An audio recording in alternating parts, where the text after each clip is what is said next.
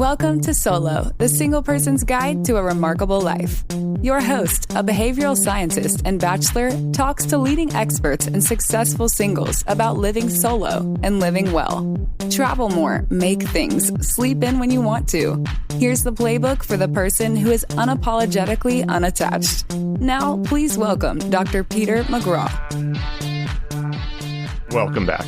As part of a live taping for the Solo Club on Clubhouse, I speak to Ketan Anjaria, a divorced dad and young empty nester.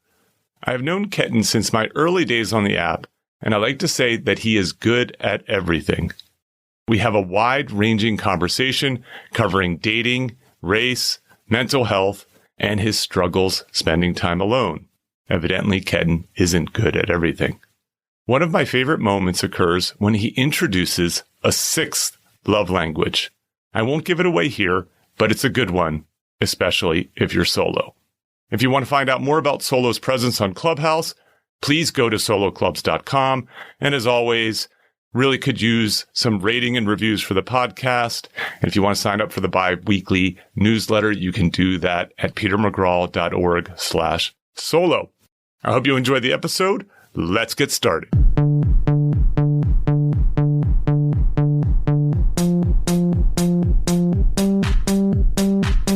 Welcome to a special live taping of Solo, the single person's guide to a remarkable life.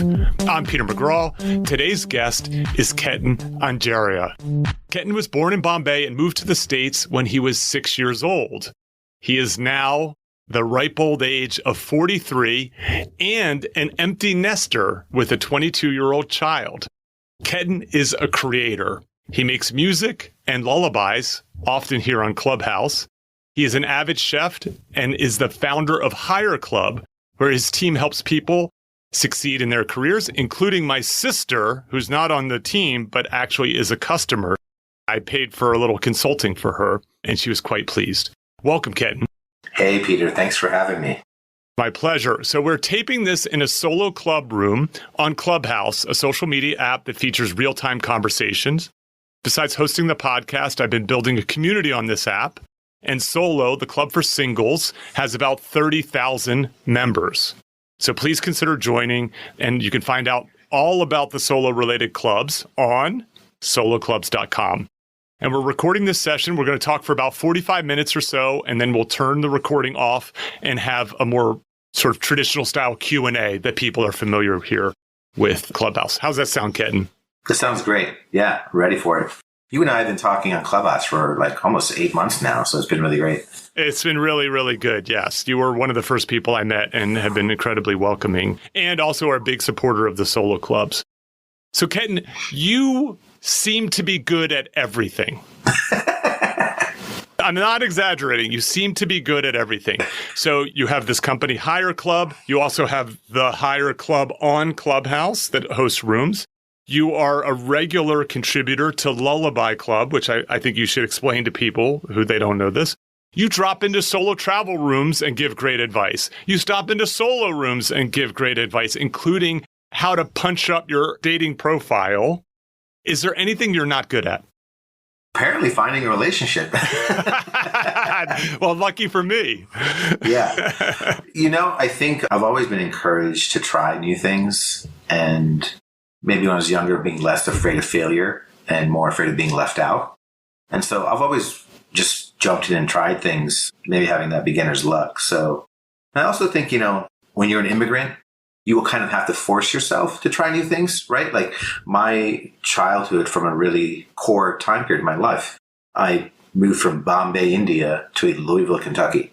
That is a humongous shift. That is a huge, I've been to both places. Yes. There's little in common. I think, and this was like, in 1982, 1983. So, very different than Louisville is like a little hipster town now, but it wasn't like that back then. No, it was a cow town back then.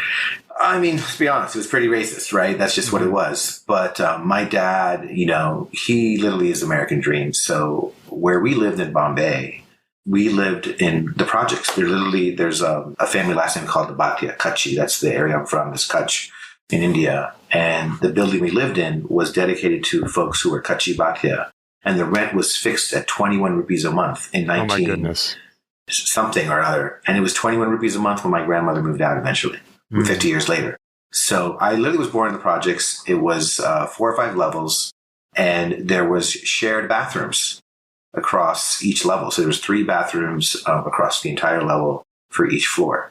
And we didn't have running water. Even as a kid, my mom or my grandma would go upstairs and go fill up the tanki, that's what they call it, the tank, with water, bring it down. And that's the water you use to heat up your hot water. And my dad, he was one of the original programmers in India. He actually used to work on punch cards, and he worked for IBM, and he got a job in America and was like, at that time in the 80s, America was the dream, right? It was the promised land, so much opportunity. And so he came first by himself, and then he brought my mom and me a year later. And that was my introduction to America. Yeah, and what an introduction. I assume you weren't going to Louisville like I did for the first time to the Kentucky Derby. So you're seeing a whole different part of that world. It's interesting for you to talk about being kind of a risk taker. The topic of immigration comes up on the Solo podcast surprisingly often, and it does in 2 ways. The first way is that so there has been a rise in single living. This is worldwide, but it is really quite notable in the United States. And a lot of people lament this. And what the reason they lament it is they say, we need babies. Babies are the engine for growth. And there are countries that have real problems with the graying population. Japan is notable, for example. And my reaction to that is, hold on, let's slow down. There are alternative ways to create growth and to deal with these problems, most notably through immigration. And one of the things that's really striking, I don't think the average person recognizes this, is that immigrants start businesses at twice the rate as non-immigrants. So these are the people who are creating growth there. The second thing is that immigrants often contribute to the singles in a population because what happens is it's very rare to move as an entire family. It actually happens slowly as a kind of drip kind of thing where someone comes alone, the big risk taker, and then they bring their family over. And so the part of the rise in single living in the United States, for example, is because it's such an immigrant culture. On top of it all. That makes a lot of sense. Yeah, so I'm not surprised to hear that. As you might imagine, as a solo and as a believer in helping people live remarkable lives, I am pro-immigration, from just the tremendous stories that you can find, including yours. So before we get into the dating stuff and that idea of you're not good at relationships, which I'm going to openly question, let's talk about some of the things that you do, some of the things that you truly are good at. And let's talk about Lullaby Club, if I may. Oh, yeah, please. So tell people who don't know what Lullaby Club is, what it is, how you got involved, and why I like to sit in the room at the end of the day. Lullaby Club is this magical club on Clubhouse that Axel Mansour actually started, I think, January 10th of this year. And Axel had joined the Clubhouse app back in October, and I'd heard him perform a few times. And he's a young, brown man, and he was super talented. And then I actually was on a date in Healdsburg with someone I was dating at the time in January. And the very first night Lullaby Club was on, people were performing these amazing songs. And what it is, it's a room where they invite artists, and artists perform usually quieter music, or they're singing quietly, and people whisper as a way of talking. So instead of talking, yes, they talk like this. We talk like this because what's really interesting is our people are falling asleep during Lullaby Club. And that very first night I heard Lullaby Club, I was with the person I was dating then, and someone had played that Elvis Presley song, I Can't Help Falling in Love. And so me and my date at the time, we actually were physically dancing, listening to Lullaby Club. And I remember great. And I remember the next night, Lullaby Club was on again, and we were in the bath together, and we just listened to the music. And I was like, this is really magical. It recreated this feel of going to a live show. You had a host, right? Axel was an incredible host. He would bring on incredible artists, and they would sing, they would take turns. And there's a lot of humor to it too, right? We in the Clubhouse PTR game, we wear these blue sleepy caps. We talk about living in a magical world.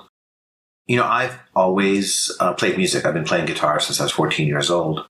And I could never sing, right? I just never couldn't figure it out, even though I tried to take. By the way, just so you know, we're actually using a video in the background here, so I'm actually getting to see Ketan. By the way, he looks just like his photo. He's a handsome man, but in the background, he has a couple guitars and a keyboard. Like clearly, music is a big part of his life. So I have the treat of seeing him. Yeah, no, it's a huge part of my life, and thank you. And then, so I had asked Axel, "Hey, could I perform? Could I? I don't sing." He's like, "Well, you can read stories." I was like, "Oh. Okay, yeah, I can read stories." And so originally I'd planned to find some Shelf Silverstein, who I love. I grew up on his records with his beautiful whimsical poetry. And then I happened to just start writing some stories about whimsical things. And I decided to play guitar along with it. And originally I was going to play guitar and then recite the stories. But one day I was doing a sound check, and one of my friends, actually a woman I was involved with much later, said, "Hey, why don't you try doing the music and story together?"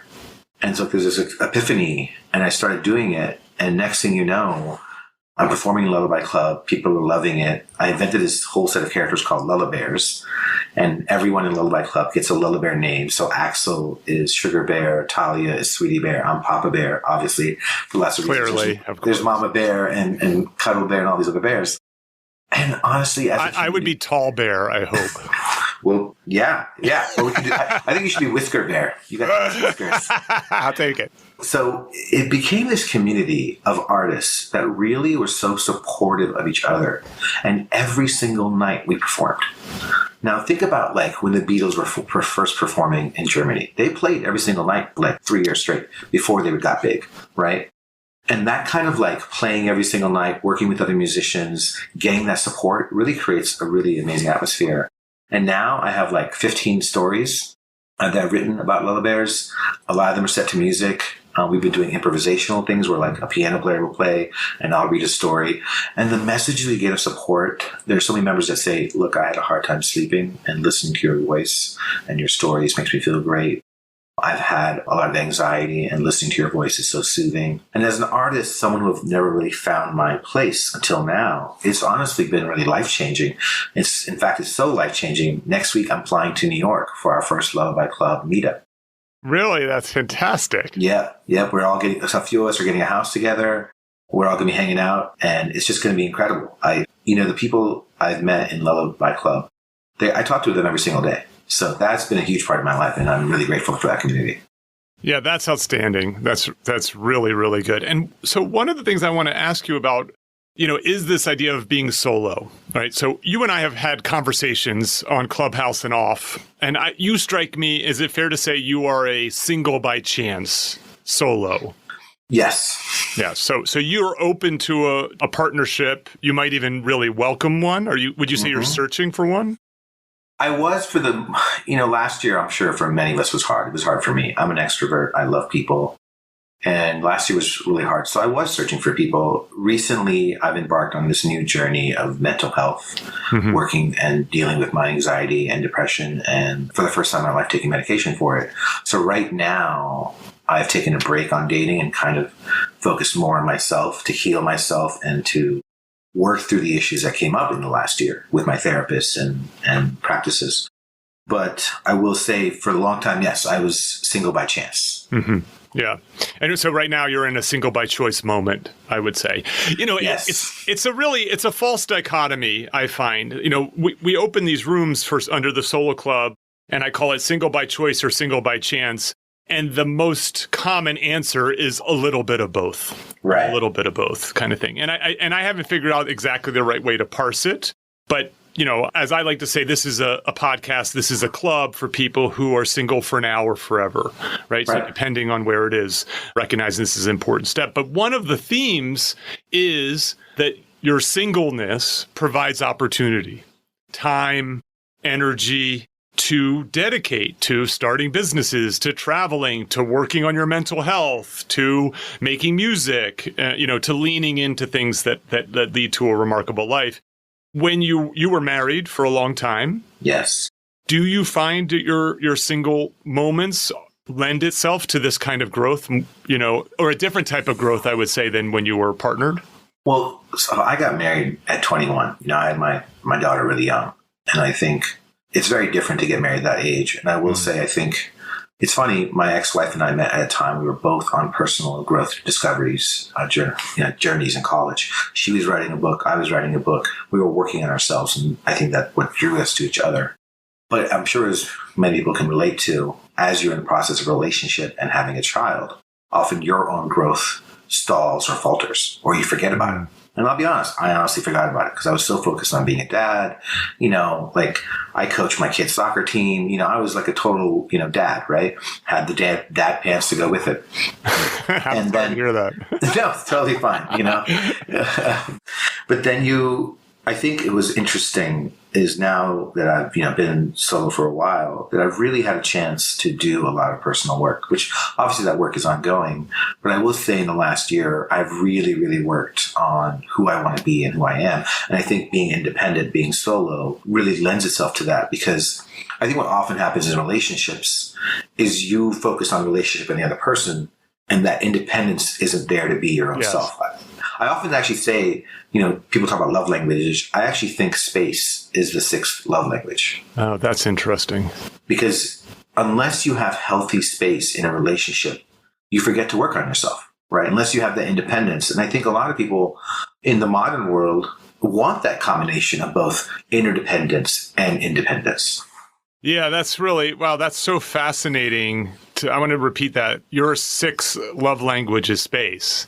In some ways, I can imagine people, wrinkling their brow in response to this, in part because of the view that a relationship should complete you, right? This idea of big spoon, little spoon.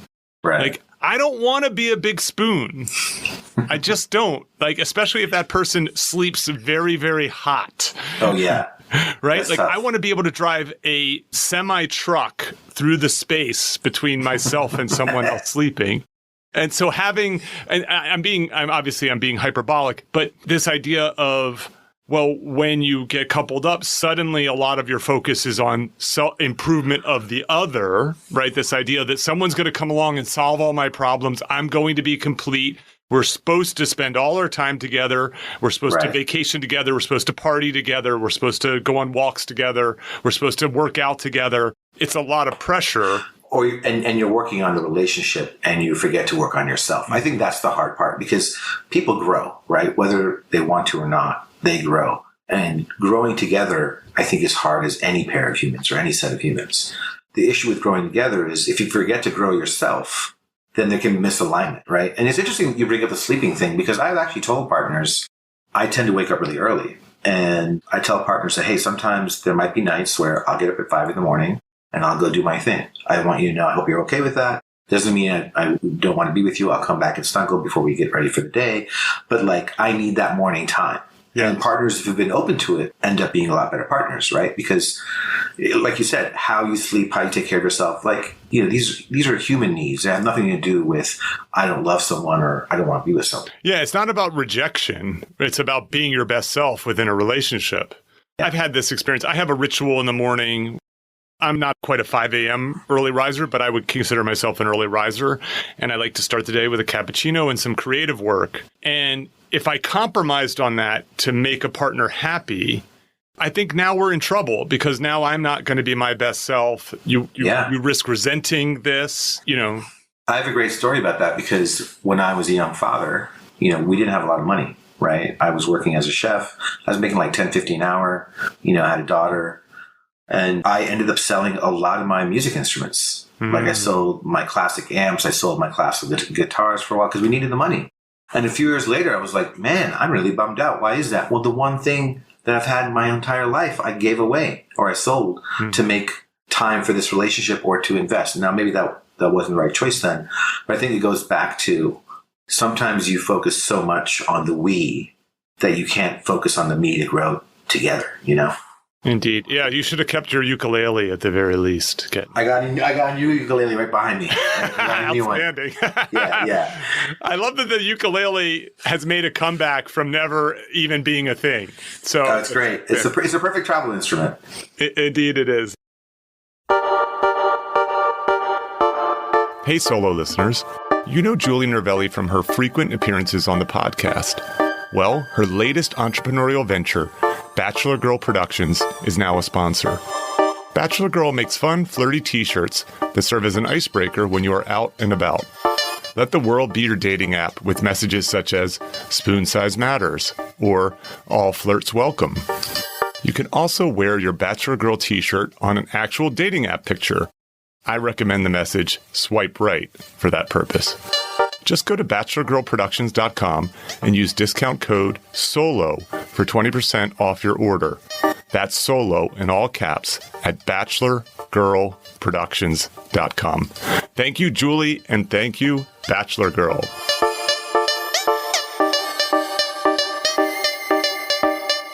I want to get back to the dating stuff later, but I want to hone in on something that I was planning on talking about, this notion of mental health. So it's Mental Health Awareness Month. This podcast will come out much, much later, but currently it's May and it's Mental Health Awareness Month. And I have to say, this is the first time I've noticed that it's Mental Health Awareness Month.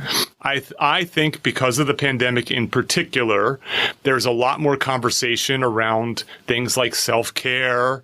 There's a lot more focus on things like dealing with anxiety and so on. It's come up on the podcast before. I actually have an episode on how to choose a therapist. No one ever teaches you how to find the right therapist.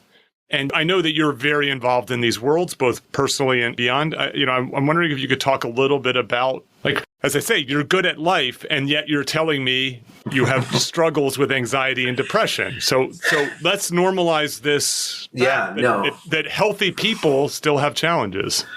I think, so one, growing up in a South Asian culture, our culture in particular, does not talk about mental health issues. Right? Anger, stress, anxiety, those are viewed as kind of everyday normal things that you don't even discuss. And I grew up, let's be honest, in not ideal households, right? My mom was always very stressed, very angry. They were immigrants in a new country. They had a lot of things they were dealing with. You have financial stress. Financial stress.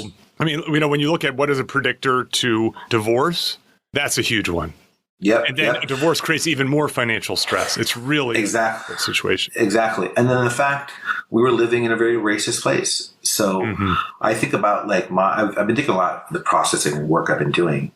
I had stress at home when I was a child, and I would leave the house and I would have stress in school because I had kids calling me horrible names. You can imagine how bad they would be. I mean, every kind of name you can imagine that's racially oriented.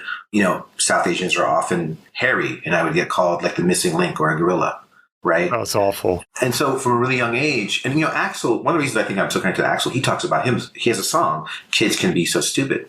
And the reason I relate to his song so much and relate to him so much is I think a lot of immigrants deal with the fact that you get othered really easily and quickly when you're an immigrant. Right? And you get made to feel different. In fact, I got made to feel so different that within the 6 months of moving here, I tried to change my name. Oh, really? Right? What did you try to change it to? You ever remember that show, Knight Rider? Of course, yes. I love that show. I tried to change my name to Michael Knight. And one day, one of my friends came over after school and was like, his name was Chris, and he was like, "Hey, can Michael come out?" And my mom was like, "Who the hell is Michael?" And just gave me a thwap and was like, "You're not Michael ever again. Be proud of your name." And I appreciate why she did that. At least you didn't try to name yourself Kit, right? Yeah. The name of the car in that show? That is the name of the car. Yeah. But I think, there needs to be a lot more discussion around mental health and racism, I think, because it has such profound effects at a really young age. There's a lot of studies that show a lot of the attachment theories that we come up through from our formative years, right, when you're really young, and the bonds that we form with the people that are around us. And I think racism and discrimination have a very powerful effect on how you view yourself, right? Yes. Right. And so I grew up with all these issues, and I struggled with anxiety and depression a lot of my life, but I never had help or understanding on how to support it. In fact, in most families, it's like, stop crying. Don't talk about it. It's not a big deal. Get over it. And in fact, I was like that too. In fact, I had a friend who was very depressed when he was 18 and I was the same age. And I was behaving the same ways because I didn't have the tools. I didn't have the knowledge to understand that depression and anxiety are often chemical imbalances, right? They're not in your head. And then they're brought out oftentimes by environmental stresses and problems and so on. There's an interaction between nature and nurture. Yes. Exactly. And so when the pandemic hit, I had just gotten this brand new apartment It was going to be this brand new live workspace loft. And you're in where? What part of the country at this time? This was in San Francisco. Okay. And it's my dream apartment. I was going to have all my friends come over. We're going to have these huge parties. It was part of my company. Everything was going to be great. 1 week moving in, the pandemic hit. And now I'm very lucky. I had a place to stay. My income was okay. And I'm blessed in that sense. But I was completely isolated at a brand new period in my life. And I hadn't moved in 10 years. And, someone who's an extrovert, someone who loves people, and the plan I had for last year, the plan that many of us had for last year wasn't exactly what we thought. Yeah, I wanted to say this. There is a lot of loss that people are experiencing, especially now. Yes. As we're talking about this, where, a lot of people are vaccinated, things are starting to open up, and you're forced to focus on the loss, like the things that you gave up now that you're able to get them back. It feels like you lost a part of your life last year, right? So what ended up happening was I spent a lot of time alone. I did get a therapist, but I started going through some really traumatic periods. I would get really stressed and anxious. I would think I was going broke even though I wasn't.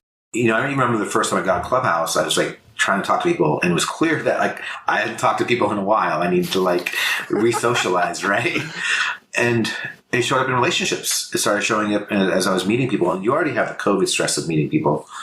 But what I did, last year was particularly hard. I had 3 panic attacks. I had 3 times where I couldn't think straight, where I felt like I couldn't breathe, and I kind of locked up. And I had never had that in my life before. And even though I was in therapy, and even though, I was trying to take care of myself, I was alone for the most part. And I didn't have my friends. I didn't have my family. I didn't have people close to me every single day. Can I interrupt for a second? Yeah. So I have never had a panic attack. Yeah. Can you describe, for someone who's never had one, what is the experience like? Yeah, I'm sure it's different for other people, but it's almost like time has stopped and you feel stuck.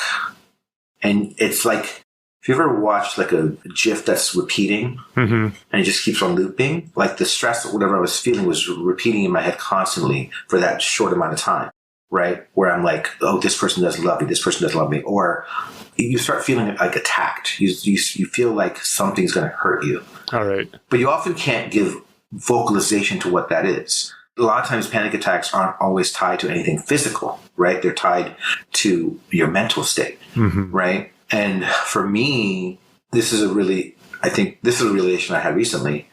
When I was growing up as a child in the abusive household I lived in and the racist environment I lived in, when people loved me, those people often also hurt me. Yeah, I have to say this.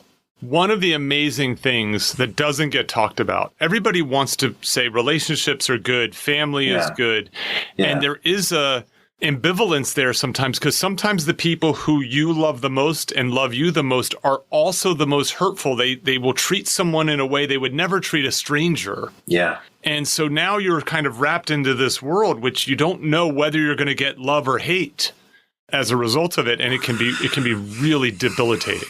It is. And one of the realizations I had lately was the reason I had those panic attacks were when I was getting close to someone. Both times was when a woman had said, I love you. And in my head, how it was working was, oh, you love me? That means you're going to hurt me. I see. And that's what caused me to freak out. And it's not that I couldn't love. It's not that I didn't want to be loved. I wanted to be loved. It's just threatening. It's really interesting to be in a place where love is something that's scary, right? Where love is something that could hurt you, right? And so I've been doing a lot of work around this stuff with mental health. So after this year of therapy, during the pandemic, I recently talked to my doctor and said, look, I need help, because simple things. I also noticed for myself, I would get really anxious, even going to the store.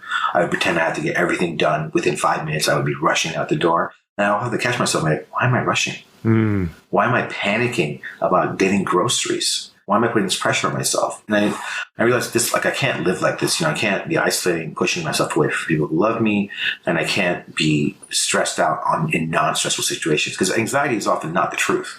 It's your version of the truth. Well, it's vigilance, on steroids, right? Yes. Yes. You're actually, you're on the lookout. And actually, most of the time we worry. Yeah. And most of the things that give rise to this anxiety never happen. No, they never happen. I've been so worried about running out of money. I've never been homeless, luckily, right?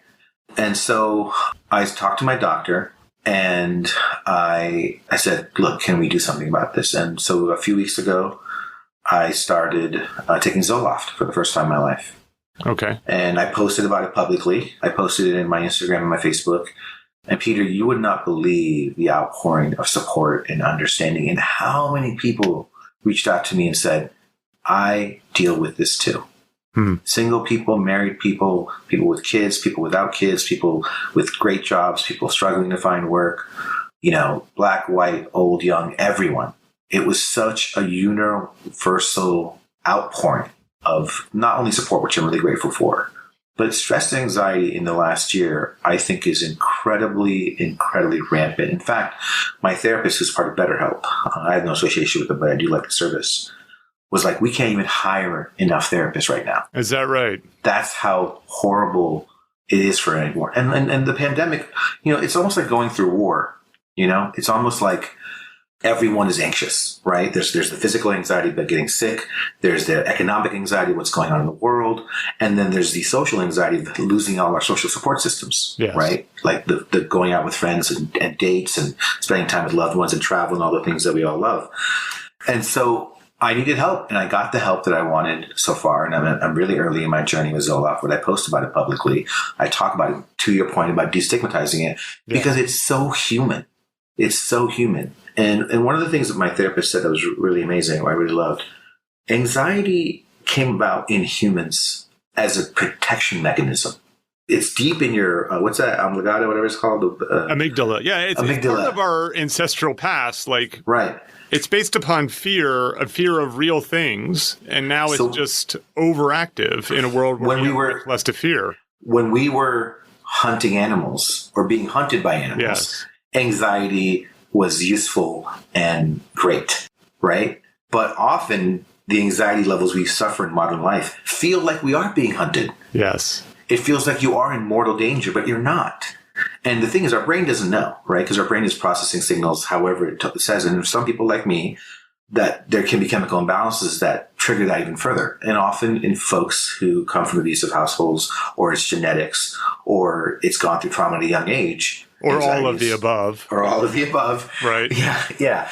And so one thing I really want to ensure for everyone is that, like, everyone deals with stress and anxiety at some point in their life. Right. And it was really interesting. I'm not sure I understand. Sorry, it was Siri.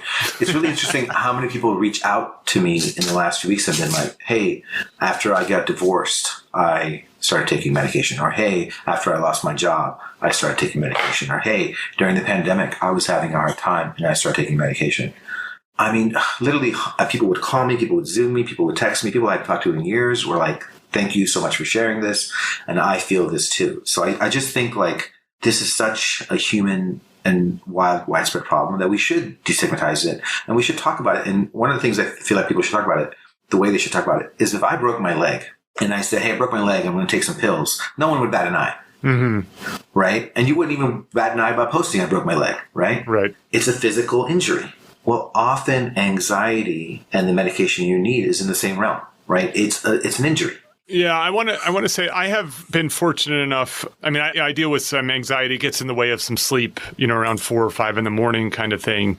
I've been very lucky in life, but I have a very close friend and it was a roommate at one point in time who had a very deep depression. And he started taking medication for it. And one of the things that I did not know, I think that part of the stigma and part of the concern is I'm going to start taking these pills and I'm going to have to take them for the rest of my life. And one of the things that he educated me on is that what often happens is you use this as part of a broader holistic approach to living more healthy, to getting therapy, to working through the challenge that is setting this thing off. And then at some point, the doc says, I think you're good for now. You know what I mean? That kind of thing. So it's not this idea like, oh, you're broken forever, but rather you're injured, so to speak. Yeah. And let's get you through this. The interesting thing that's happened is I've talked about my journey with medication, because apparently it takes like 2 to 3 weeks for Zoloft to kick in, is that just the fact that I'm thinking and talking about medication has made me much more aware of my mental state and kind of given me a focus around it that is, I think, actually very healthy. So instead of throwing it under the rug, right, and not thinking about anxiety or stress or depression, it's out in the open. Yes. And now that I'm mindful of it, I actually reacted. Someone was like, "Oh, that's like the placebo effect because the pill isn't working yet." I'm like, "Well, you know what? I love this placebo effect because Right. how many people take time every day of their life to be like, so when I take my pill at night, please don't take it in the day. I've heard from most people take it at night, and I start taking it at night. It's much better. When I take it at night, it's like a moment for me. I see. It becomes a point of like almost meditation to be like, okay, I'm taking this for my health. I want to pay attention to how I'm feeling. I want to give space for the fact that like I'm working on myself, you know? And so I worry less about like having to take it for a long time, more the fact that like this is a good habit just to think about that, right? Whether you take medication or not, the space you make to think about stress and anxiety and be mindful of your stress and anxiety and depression makes a huge difference. Yeah. And I want to reiterate something that you had sort of mentioned is how important social support is. You know, so when you think about the solo life, like I always say this thing that I picked up from Bella DePaulo is that married people have the one and single people have the ones. That is that the average solo is actually more connected in the world. They have greater friend networks. They're more involved in their community. But when they don't, that puts them at risk. And as we know, because of the isolation around the pandemic, that increased the risk for solos. But what you did was when you announced that you were having this challenge, that you shared it, what did it do? It garnered all of this social support. And if you had hidden that away, embarrassed by it, ashamed by it, you would have actually handicapped yourself even more because, right, you're not able to share this with a broad array of people who can help you. So many people are ashamed of mental health, right? It's still such a huge stigma in the world. And I think this is one of the reasons, just like you, this is the first time I've noticed Mental Health Awareness Month in my life. But I think we try to wave away mental health issues as something that doesn't apply to us or something that can be gotten over with the way you think. But for some people, for lots of people, it's either temporal because of living situations or it's a chemical imbalance. And if you had a broken arm and your doctor said take a pill, you wouldn't bat an eye. You'd be like, yeah, sure, sounds good, you know, if that's the route that you want to take. And for me, I realize now that I often, for a long time in my life, I didn't take a pill because I felt that way, right? Because I didn't want to feel like I had a crutch. But then I was like, do athletes feel like they have a crutch when they take Tylenol? Right? And the reality is we are all athletes right now in 2021 dealing with the onslaught of anxiety and stress. Yeah. Right? So I just finished recent series on solitude, and the two of us offline have talked about solitude. And you wrote me in an email, you wrote, "Oh man, solitude is the thing I struggle with most. Last year I did 2 road trips, 1,500 miles each, tons of hiking. I found a lot of solitude, but I have a huge inability to be alone." And I was like, that's interesting to me. Right? That's interesting to me. So where does that come from? And did you go on those trips to address that issue? Or did you do it despite that? Well, one, I think there was just like a pressure cooker effect during the pandemic. And what was a safe kind of travel? You love travel. I love travel. I love your solo travel rooms. And I didn't know how to travel during the pandemic. And then I was realizing, road trips sound fine. It's great. I did a bunch. They're safe. I rented a car. I drove up to Oregon and Crater Lake, which is honestly beautiful. I've always been a big avid hiker. I love the outdoors. And it was my way of escaping from the craziness of the pandemic, right? And feeling like you're stuck in one place, right? But the other thing was, I often feel it's hard sometimes to heal with everything happening. Right. And in the modern era, we always have input, right? Whether we're walking down the street, we were talking about this in one of your earlier rooms, right? When you're walking down the street, you're either on your phone or you're on a website or you're doing something. You're listening to a podcast. You're just occupied even when you're just doing something as mundane as going for a walk. And for me, driving to somewhere beautiful was such a way to kind of zone out and disconnect from the normal day-to-day stuff. And then your mind starts wandering into bigger things. And it doesn't have to wander into any particular area, but you kind of just like let yourself go and start being like, oh, wow, let me think about this. And you just, I have these stories I tell in my head. And honestly, it was really wonderful. Or on hikes, very similar. I would go on these hikes by myself. I was, the first trip I was entirely by myself. And I think one, being in nature and having perspective obviously, gives you a lot of views and gives you a lot of gratitude. one of the realizations I've had is I always thought the opposite of anxiety was calmness. And for me, I realized the opposite of anxiety is gratitude. Ah, that's interesting. Like, I can take a minute to be calm, but often that calmness goes away. If I remember and focus on my gratitude, I'm grateful for my friends, I'm grateful for this nature in front of me, I'm grateful for this beautiful weather, I'm grateful for the ocean. Those don't go away. They stay with me. It's like almost a rock weighing you down if anxiety is taking you into the sky. And so for me, these trips, these things were really great ways to find that solace and that peace. At the same time, though, I was by myself, right? And other people at this time were traveling with people. And I'm horrible at FOMO. I have the worst FOMO all the time. Oh, if there's a party happening somewhere and I'm not invited, like it's like so hard for me. But that's tough being on Clubhouse then. I'm fortunately low FOMO. But yeah. I just think it was this really great. I think the tough thing about being solo in times of growth is you want to share it with people too, right? And so luckily I started sharing it by writing, and a lot of my social media is about the writing I discovered during those times. But like, it's good to share it with people, I think, right? Because we're not meant to be alone necessarily, right? Being solo and being alone are two different things. Totally, yes. Although being alone. So as part of this series on solitude has been revelations upon revelations for me. Like, I am someone who likes my alone time, but I'm also someone who likes people.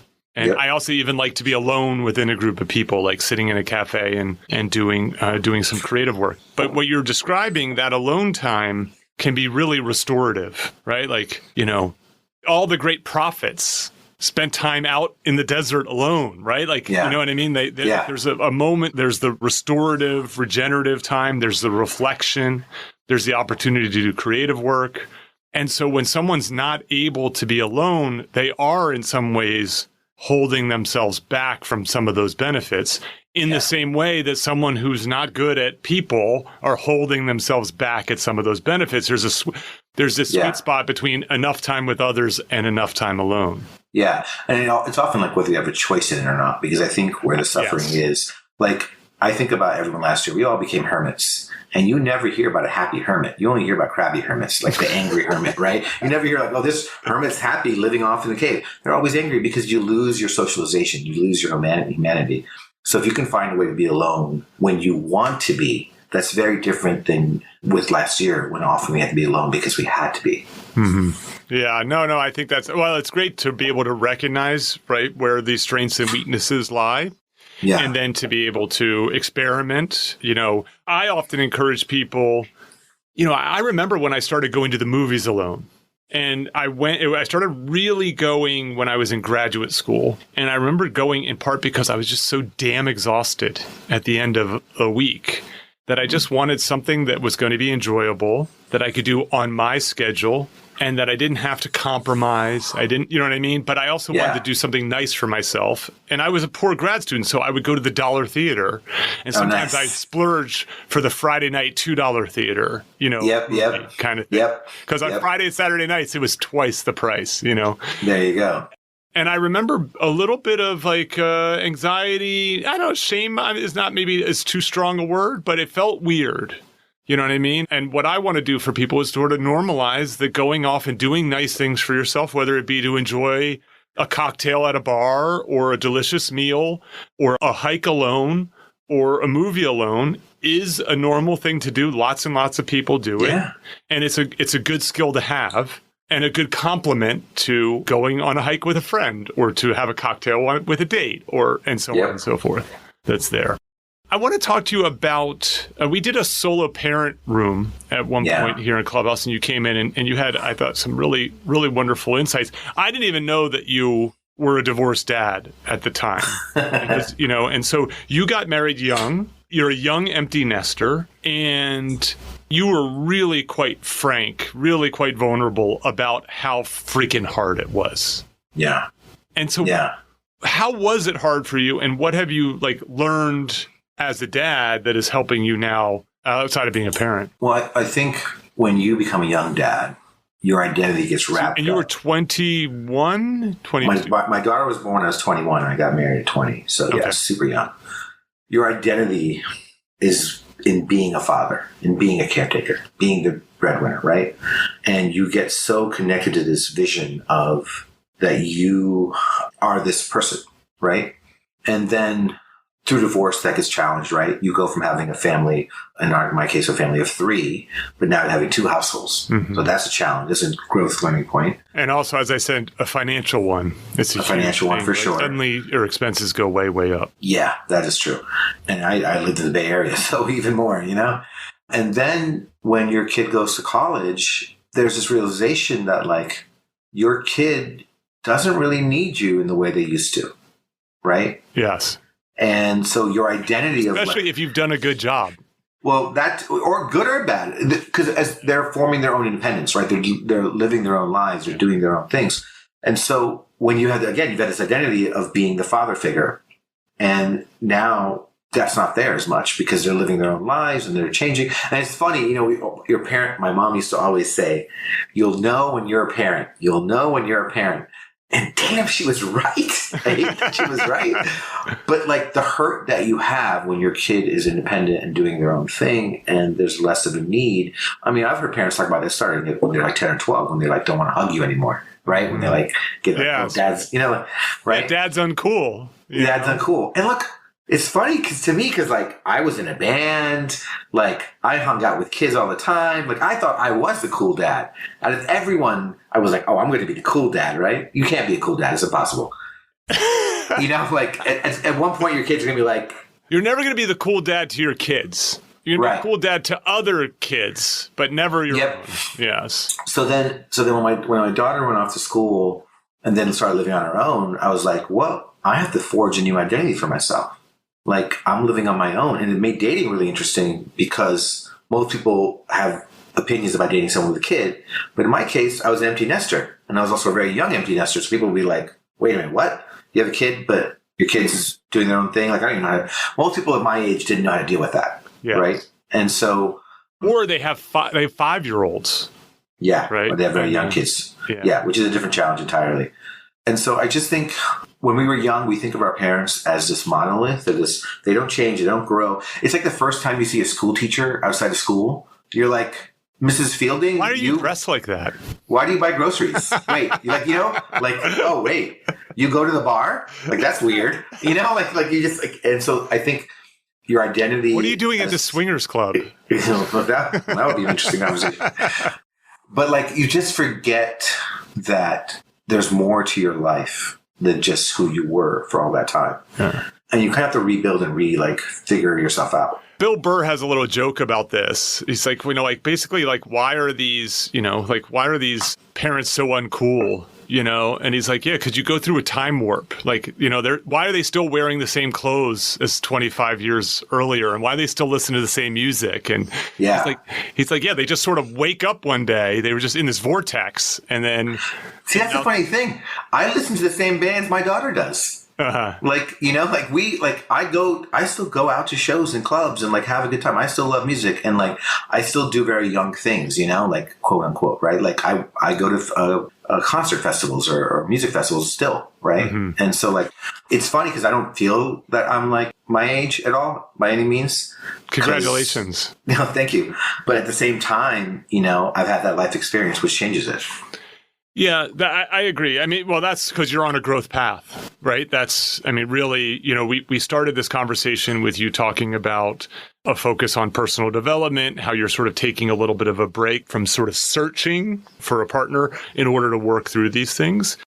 The last thing I do want to talk to you a little bit more about before we open this up to more general questions is I want to talk a little bit more as dating as a divorced dad. And also I want to talk to you about dating and race. Mm-hmm. This is something that I've been exposed to since I've launched this podcast is, there's sort of more and more data and conversation around the appeal of particular races and also the flip side that some races are seen as kind of less appealing when it comes to things like dating apps and so on. I also have had, I'll tell you about the racing. I'll tell you a quick personal story. I was in Australia, in Melbourne, for a long research trip, and I was on the apps. And one of the things that was really striking was almost every woman I went out with was non-Australian. And so they might have been from India or Indonesia and elsewhere. And I think part of it was because I was open to dating across, and I got the sense that the Australians wanted to just date Australians. The white Australians wanted to date white Australians. Yeah. And so then suddenly there's all these wonderful women who were like going out with me. I'm like, oh my God, I can't believe this woman wants to go out with me. And it was like, because I think there was an undercurrent of racial bias that was there. And so, I mean, I think this stuff starts from a really young age, right? I was 6 years old and I told my mom I would never marry an Indian woman. Oh, really? 6 years old. What do I know about marriage, let alone women? Yes. Right? But because I was in a society in Louisville, Kentucky and Richmond, Virginia, where racism was so prevalent, everything about being Indian was bad. So automatically Indian women were bad. Right? I even told my mom I'm going to marry a white woman when I was like 6 years old. What do I, and so racism gets internalized so quickly because when you're a child, all you want to do is fit in, right? You want to just like get along with everybody and have a good time. You're not trying not to fit in, right? And you don't have like the ego or independence that you've evolved when you're older where you can be your own person, right? You're still figuring it out. So I think a lot of that stuff comes in really quickly, and then media reinforces it, right? Like when I was growing up, every Indian character was a bumbling nerd. You never saw a sexy Indian man, right? Every Indian character had an accent. And I mean, let's talk about accents. When most people think about accents, British, French, Spanish, they're considered sexy. Yes. Right? When people talk about Indian, Chinese, or Vietnamese, they're not considered sexy. And it's like, well, why is that? Right? And it's colonialism. It's racism. Right? Like in fact, the British in India during the Raj used to beat Indians that couldn't carry the British accent. They literally beat the accent out of us. I see. Right? And so I think racism and colonialism, these forces have not gone away. And we know in America in 2021 still deals with these things. And so especially when suddenly people feel licensed to let the racism out in a way. And I think it's really interesting because I've been talking about race and dating for a long time. And I think no one would ever say, like, I'm not going to work with a black person, right? No one would ever say that. But they will completely say that about dating. Yes, I've had this debate with people. Yeah, and it doesn't make any sense because, like, wait a minute, and they're like, I'm just not attracted to them. Like, so you've met every single black person there is, or like you've met every single Indian person there is? And like, that's such a weird thing to say, right? And then you ask them, is that racist? They're like, no, it's not racist, it's just preferences. And to me, preferences are just a code word for racism often, right? And some preferences can be nice. Like, I prefer people who enjoy music. That's a preference, right? Right? I prefer like pho over, other foods. Yeah. Yeah. That's a preference, right? By the way, I do prefer pho over cereal. Me too. Yeah. Yeah. And so I think, America's still dealing with the effects of race. And we saw last year how impactful it was. But yeah, growing after my divorce, it was interesting living in the Bay Area at that time. It was very easy for me to date. I would date all sorts of women. And I never really had a preference after that. I started dating Indian women for the first time in my life when I was 29. I dated, race and didn't really matter to me anymore, right? Because I evolved past what I, internalized as a child. But it's interesting now with the apps that came out in the last, few years. And where I live, at least in the Bay Area, I often, like in some of your experience, only match with non-white women.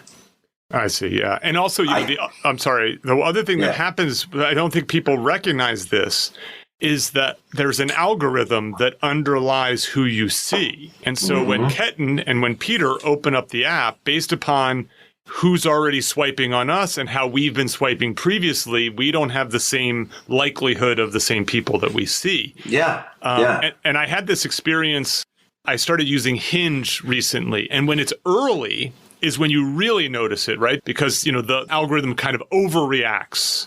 Right. And so I had kind of swiped right, or I know actually in Hinge you comment, you know what I mean? Yeah. Whatever, like kind of thing.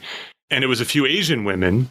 And then suddenly, that's sort of all I start to see because that's the machine learning, right? Yeah, the app thinks that and I was just like, well, why is this suddenly becoming so one-dimensional? It's because the app is trying to do what it can do, which is to hone in on your preferences. The problem is those weren't my preferences because I'm the same as you. I care more about other things than how tall or short or curvy or lean someone is. Yeah. And it's really interesting because I think a lot of people don't want to think that race or wealth plays into dating, but it really does, right? Those things are connected, but those things are also really important. I think most people's selections process, and we don't want to talk about it, but it is important. Mm-hmm. OkCupid has released data on it.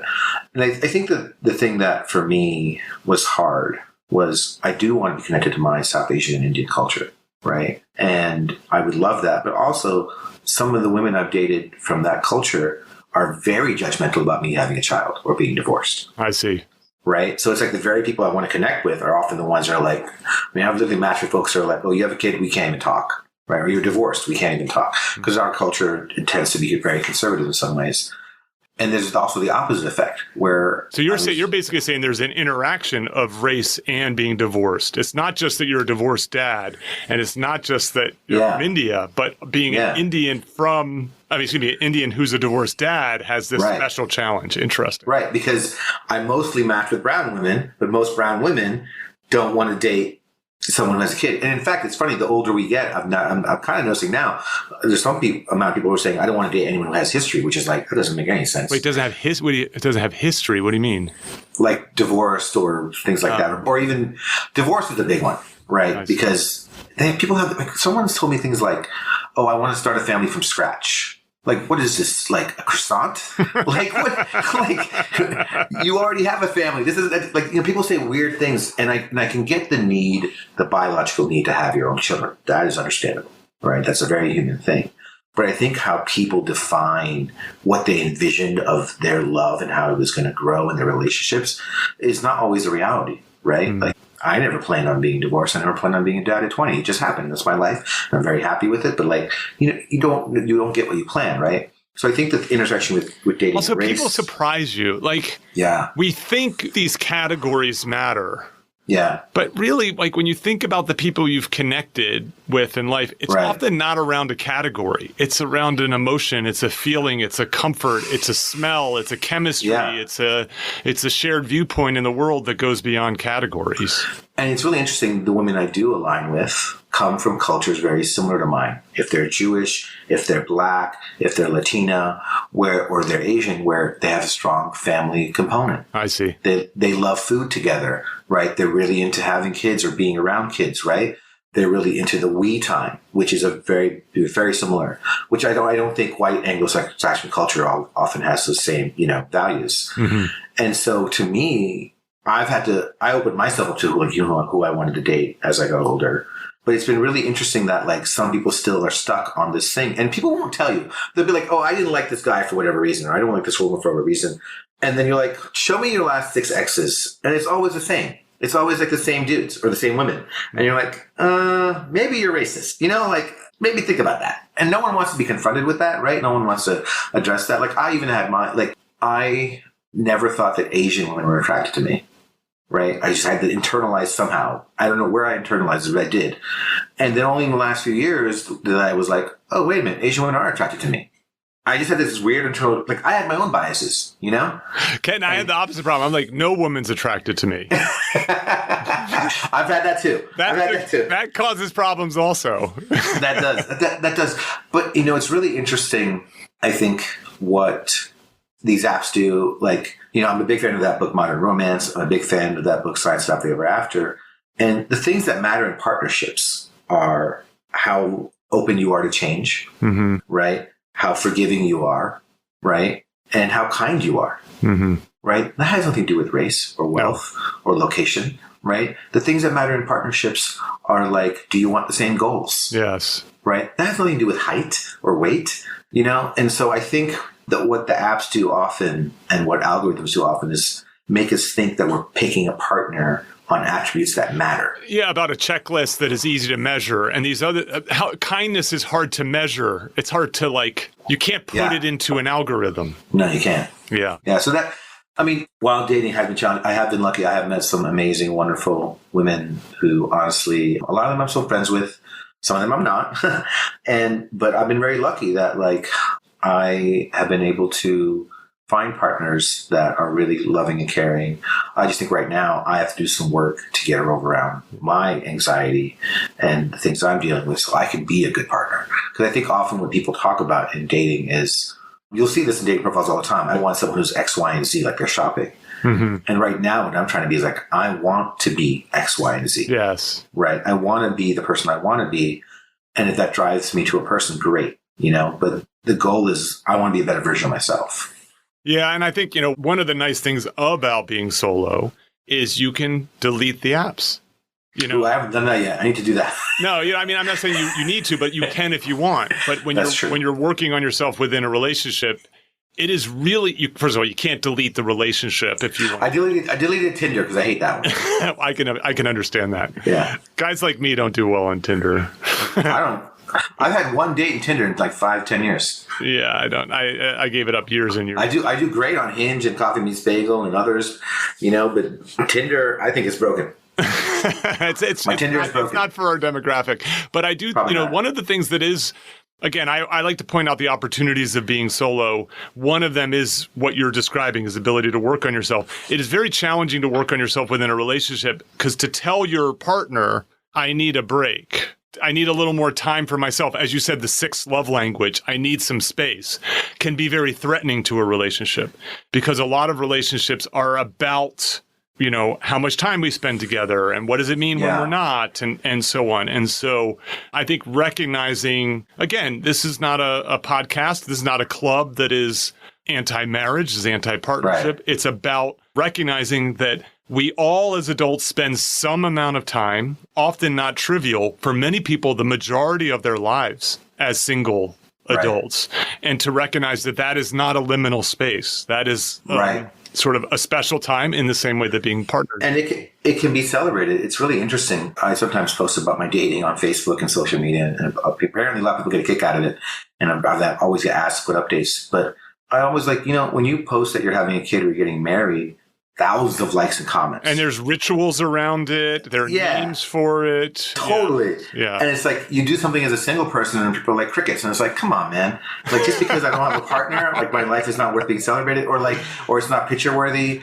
I want to make this like photo series of like doing things as a single person that should be celebrated, right? Like a single person photo shoot or something like that. Because it's like, we don't have to be defined by our relationships. We don't have to be celebrated just for the fact we have a relationship, right? We can be celebrated because we're human and people love us. And that we're just existing and having other things that matter to us, right? Like, writing, music, or traveling, or whatever it is. Yes, that's right. I think that's great.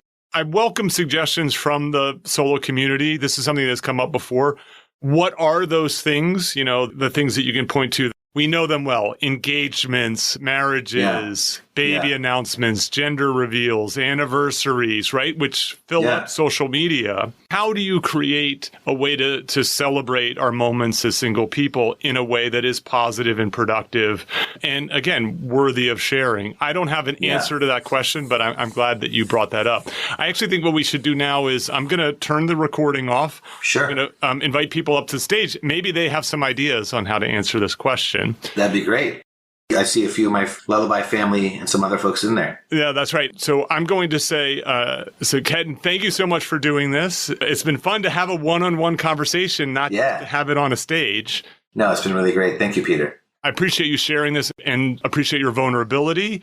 I'm a big believer and we need to normalize these things. We need to normalize getting help for our mental health challenges, whether it be in the form of a therapist, whether it be in the form of a prescription, whether it be in the form of garnering social support or all three of those things. And so thank you for sharing that. Thank you, Peter. Yeah. Cheers. Thank you for listening to Solo, the single person's guide to a remarkable life. For more about our guests and show notes, go to petermcgraw.org. Please subscribe and share with your single friends.